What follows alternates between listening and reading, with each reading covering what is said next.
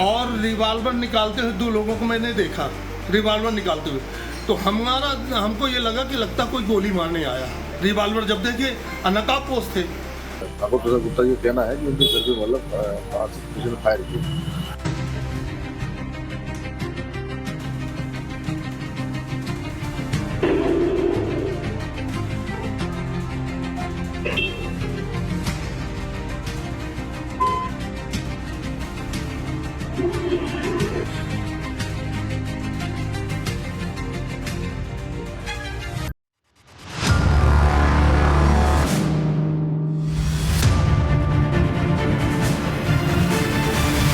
इस प्रकार अवैध हथियारों का कारोबार जोरों पर है और अवैध हथियार हर अपराधी के हाथ पर है और पुलिस हाथ मलते रहती है।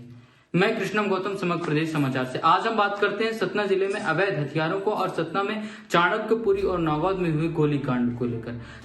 थाने से चंद कदम की दूर, चाहे सतना शहर का थाना कुलगांव हो या नागांव थाना, उस थाने से चंद कदम दूरी में अवैध हथियारों से धड़ाधड़ फायरिंग की जाती है और पूरे आसपास और लोगों के अंदर दहशत फैल जाती है और सभी शहर वासियों के अंदर आज दहशत का माहौल है कि जिस प्रकार से सतना जिले में अवैध हथियारों की तस्करी पर पुलिस नियंत्रण पाने में, अंकुश लगाने में नाकाम साबित हो रही है। कहीं ना कहीं पुलिस पर हम बीते दिनों भी कई दिनों से ये सवाल सामने ला रहे हैं कि सतना जिले में अवैध हथियारों की तस्करी पर पुलिस नियंत्रण नहीं कर पा रही और बेलगाम है। यहां तक कि देश के सबसे हाई प्रोफाइल मामले राजा रघुवंशी जैसे केस में भी अवैध हथियार की तस्करी सतना जिले से की गई थी। आप इस बात का भी अंदाजा लगा सकते हैं कि सतना जिले से अवैध हथियारों की तस्करी की गई थी कि सतना जिला कितना अवैध हथियारों का गढ़ बन चुका है। पुलिस वहां छोटी छोटी कार्रवाइयों की वाहवाही और प्रमाण पत्र लेते घूम रही है। अवैध हथियारों पर कहीं ना कहीं सूत्रों के जो जानकारियां हैं, कुछ कर्मचारियों की सह भी है। चंद पैसों के लिए लोगों के अंदर पुलिस का प्यार और सहयोग की बजाय अपराधियों का भय देख रही है। अपराधी कट्टे की नोक पर अवैध वसूली कर रहे हैं, लेकिन पुलिस नतमस्तक बैठी है क्योंकि अपराधी जिस प्रकार अवैध हथियारों की जड़ें शहर में मजबूत कर लिए हैं। कहते हैं कि पुलिस अधीक्षक बड़े जोरदार कार्रवाई के और सख्त मिजाज के माने जाते हैं, लेकिन जब बात अवैध हथियारों की आती है, कहीं ना कहीं पुलिस अधीक्षक की कार्यवाही और कार्यशैली ढीली पड़ जाती है, कमजोर पड़ जाती है। आखिर ऐसा क्यों?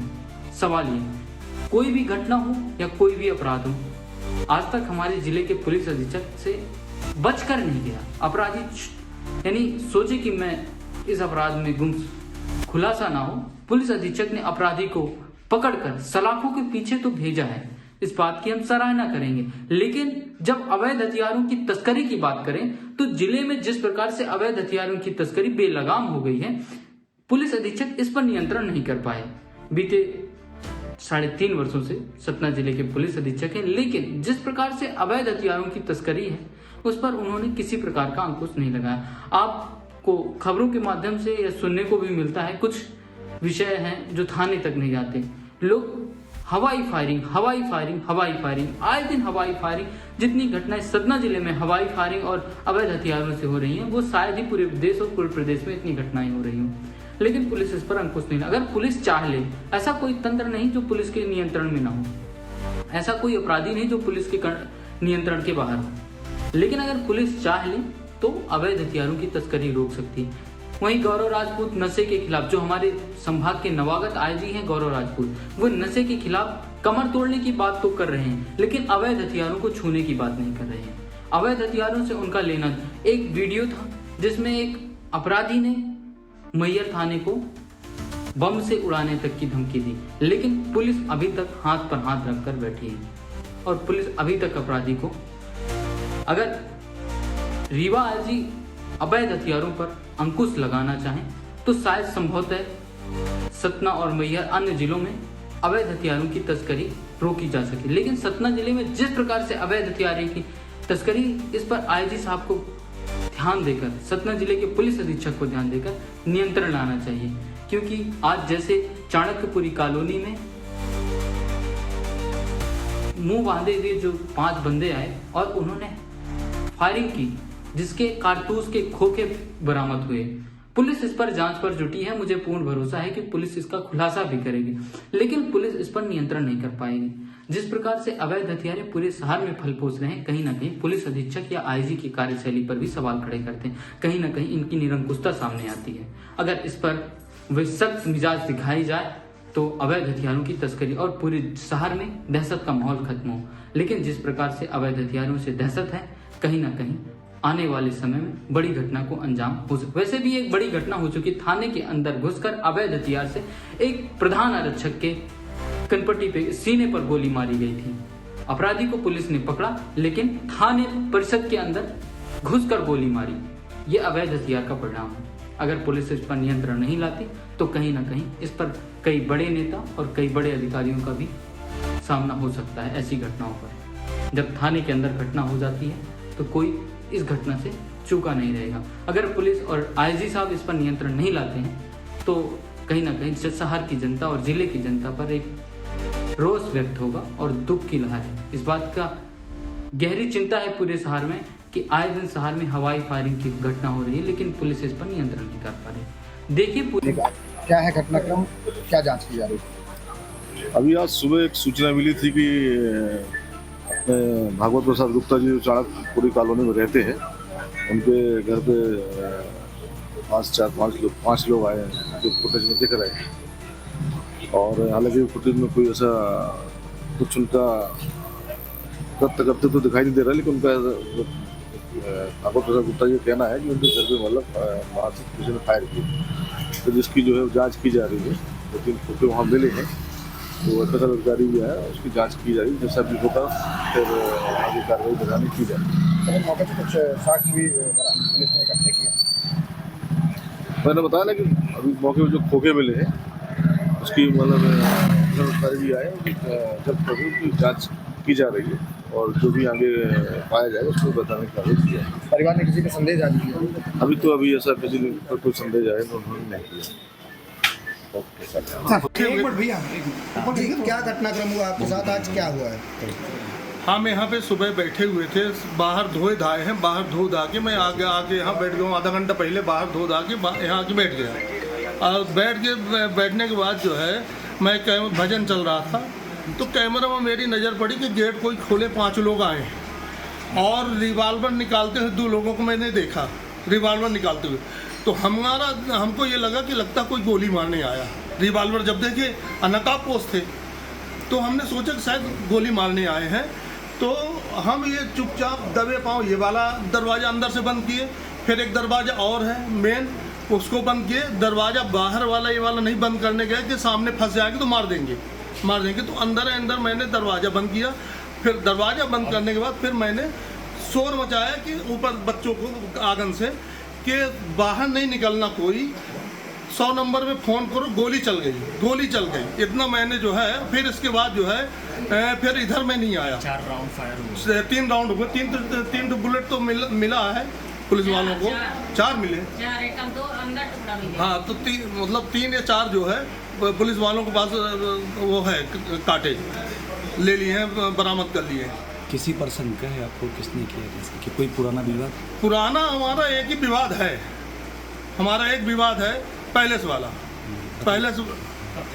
विवाद है। हो सकता है वही लोग हों, वही लोग करवाए हों, वही लोग हैं। पहले भी धमकी आ चुकी थी हैं।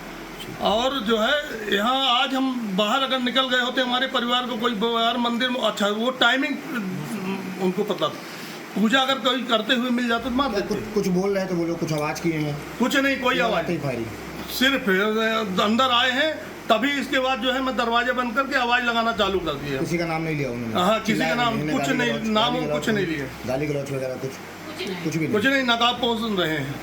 अभी आपने क्या किया? पुलिस को शिकायत? पुलिस को जो है मैं सूचना टीआई साहब को फ़ोन किया। ऑनलाइन इन लोग बच्चे लोगों ने ऑनलाइन जो है 100 नंबर में फ़ोन करके किए हैं, सूचना दिए हैं। इसके बाद जो है हमारे जो मित्र थे उनको मैं फ़ोन करके बताया तो सब आ गए। क्या नाम है आपका? भागवत प्रसाद गुप्ता। दहशत में किस तरीके से आप और आपका पूरा हमारा पूरा परिवार लग रहा था सबको मारने आए हुए हैं, पूरे परिवार को। सामने गोली चलाया गया, डरे हुए हैं आप? हाँ, सामने गोली चलाया गया फ्रंट में। पांच लोग जो आए हैं, तो दो रिवाल्वर तो मैंने देखा है निकालते हुए यहाँ कैमरे में बैठे। वो भी मेन बाजार के अंदर, मेन कॉलोनी के अंदर। जब रिवाल्वर निकाले तो मेरा दिमाग बिल्कुल एकदम से चकरा गया। फिर हम गए हैं तो चुपचाप ये वाला दरवाजा ऐसे, ये वाला दरवाजा यहाँ से ये ऐसे चुपचाप बंद किए हल्के से। अब फिर ये बंद किए, ये वाला दरवाजा यहाँ से बंद किए। हम कहें नहीं नीचे तो पहले बंद हो जाए, अब वो वहाँ बाहर जाते तो मार देते। ये किचन, हाँ बोला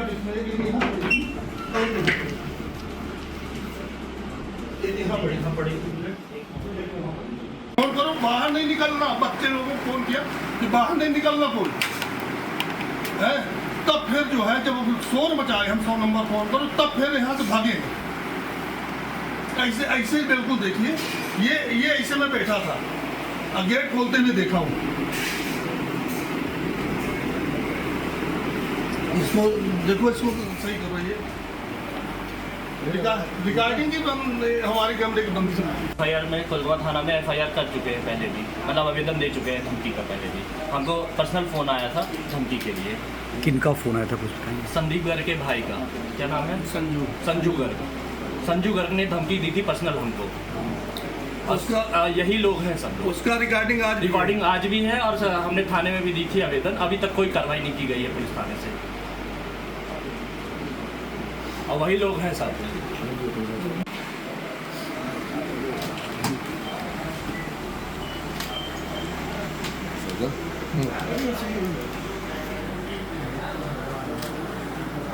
हाँ, ये पूरा गुप्ता लोग, ये